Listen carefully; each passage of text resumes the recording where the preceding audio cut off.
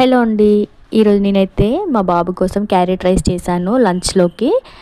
చాలా అంటే చాలా టేస్టీగా ఉంటుంది. పిల్లలు ఇష్టంగా తింటారు. క్యారెట్ డైరెక్ట్‌గా ఇలా ముక్కలుగా కట్ చేసి ఇస్తే మా బాబు అయితే తినడు. సో, ఇలా తురిమి రైస్ చేస్తే మాత్రం చాలా ఇష్టంగా తింటాడు. ఇంకా టైం లేనప్పుడు కూడా నేను ఈ రైస్ చేస్తూ ఉంటాను. ఇంకా టైం కూడా సేవ్ అవుతుంది.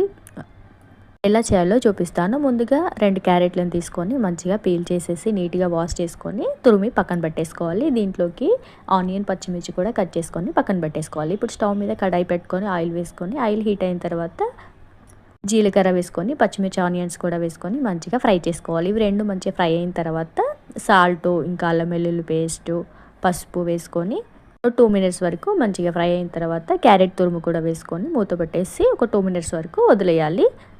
ఇది మొత్తం కూడా సిమ్‌లోనే చేయాలి. ఇంకా క్యారెట్ కూడా ఫ్రై అయిన తర్వాత మనం వండి పెట్టుకున్న రైస్‌ని ఇందులో ట్రాన్స్‌ఫర్ చేసుకుంటే ఎంతో tasty carrot rice ready. Video నచ్చితే ప్లీజ్ సబ్స్క్రైబ్.